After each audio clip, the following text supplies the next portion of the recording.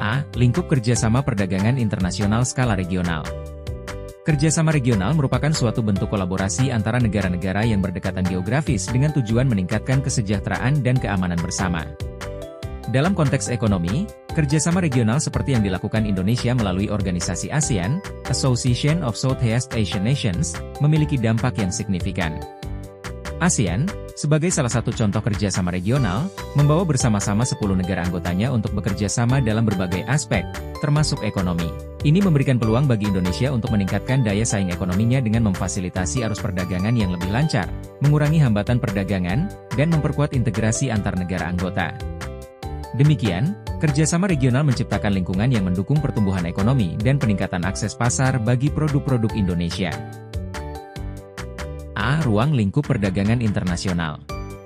Perpindahan barang dan jasa dari suatu negara ke negara yang lainnya, transfer of goods and services. Perpindahan modal melalui investasi asing dari luar negeri ke dalam negeri, transfer of capital. Perpindahan tenaga kerja yang mempengaruhi pendapatan negara melalui devisa, transfer of labor. Perpindahan teknologi yaitu dengan mendirikan pabrik-pabrik di negara lain, transfer of technology. Penyampaian informasi tentang kepastian adanya bahan baku dan pangsa pasar, transfer of data. B. Lingkup internasional. Secara umum perdagangan internasional merupakan sarana untuk melakukan pertukaran barang dan jasa internasional.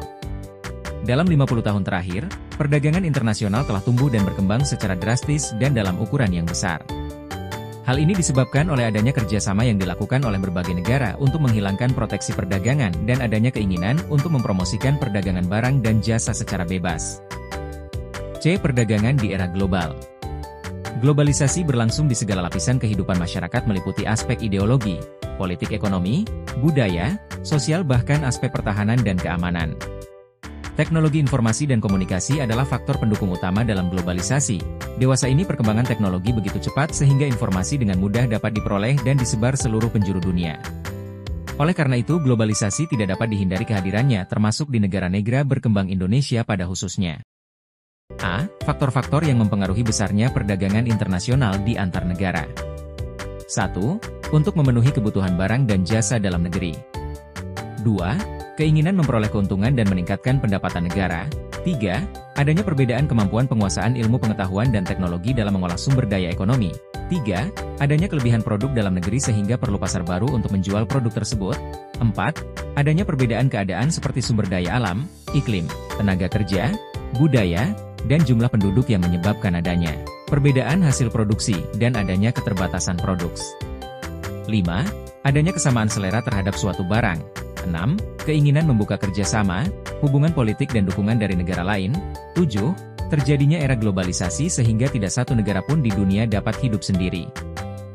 B. Faktor-faktor yang mendorong perdagangan internasional adalah 1. Keanekaragaman kondisi produksi. 2. Menghemat biaya produksi, spesialisasi perdagangan internasional. 3. Perbedaan selera sekalipun kondisi produksi di semua negara adalah sama. C. Dampak positif globalisasi di bidang ekonomi. 1. Bebasnya pasar internasional. 2. Kemudahan dalam ekspor dan impor. 3. Masuknya perusahaan asing di Indonesia. 4. Terciptanya bisnis e-commerce. 5. Meningkatnya sektor pariwisata. D. Dampak negatif globalisasi di bidang ekonomi. 1. Terhambatnya pertumbuhan industri lokal. 2. Kegiatan impor yang melebihi kegiatan ekspor. 3. Kesenjangan sosial meningkat. 4. Tumbuhnya kapitalisme. 5. Gaya hidup.